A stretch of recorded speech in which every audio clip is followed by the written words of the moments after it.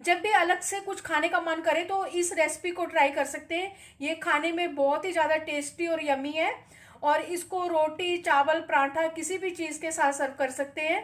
चलिए देखते हैं इसको कैसे बनाना है। ये 1 कप धुली उड़द की दाल है, वाइट वाली।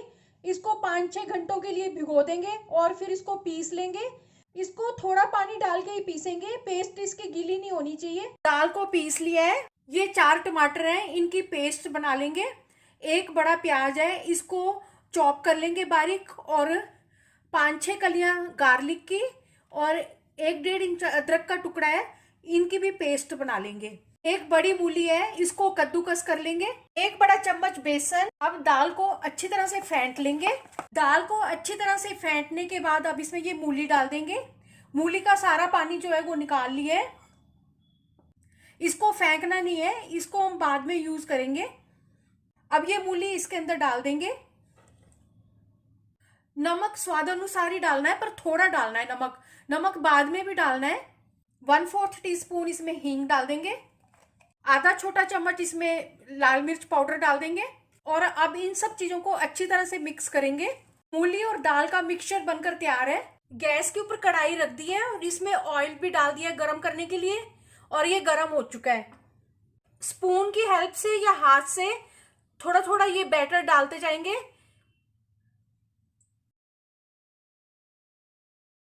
एक तरफ से सिक जाने पर इनको पलट पलट के फ्राई कर लेंगे। जैसे जैसे ये सिकते जाएंगे इनको निकाल लेंगे एक प्लेट में। कोफ्ते बनकर तैयार हो चुके हैं। इसी कढ़ाई में 2 बड़े चम्मच तेल के डाल दिए हैं। अब ये तेज पत्ता डाल देंगे इसके अंदर। बारीक कटा हुआ प्याज डाल देंगे। लगातार चलाते हुए इसे भून लेंगे। अगर आप मेरे चैनल पर पहली बार हैं तो इसे सब्सक्राइब कर देना, बेल को प्रेस कर देना, जिससे आपको मेरे आने वाली वीडियो की नोटिफिकेशन मिलेगी।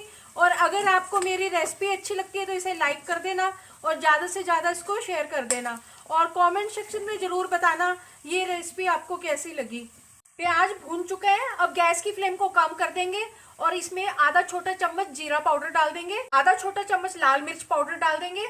आधा छोटा चम्मच इसमें कश्मीरी लाल मिर्च पाउडर डाल देंगे। 1 बड़ा चम्मच इसमें धनिया पाउडर डाल देंगे। नमक डाल देंगे स्वाद अनुसार। नमक पहले कोफ्ते में भी डाला हुआ है तो उसको ध्यान में रखते हुए डालेंगे। 1 छोटा चम्मच इसमें हल्दी पाउडर डाल देंगे। इन मसालों को मिक्स करेंगे अच्छी तरह से, और अब इसमें टमाटर की प्यूरी डाल देंगे। अच्छी तरह से मिक्स करेंगे और अब इसको पकने देंगे, और गैस की फ्लेम को भी तेज कर देंगे। मसाले को लगातार चलाते हुए पकाएंगे। मसाला नीचे नहीं लगना चाहिए। मसाला भून चुका है, इसमें से तेल भी अलग हो गया है। अब इसमें ये बेसन डाल देंगे 1 बड़ा चम्मच, और इसको भी मसाले के साथ भून लेंगे। अब इसमें जिंजर और गार्लिक की पेस्ट डाल देंगे और इसको भी मसाले के साथ भूनेंगे अच्छी तरह से। मसाला नीचे नहीं लगना चाहिए, इसको लगातार भूनना है। मसाला भून चुका है, इसमें से तेल अलग हो गया है। अब इसमें पानी डाल देंगे, अच्छी तरह से मिक्स करेंगे। ये मूली का पानी जो निकाला था इसको भी डाल देंगे। पानी इसमें मैंने 3 कप डाला है। अब इसमें उबाला आने देंगे।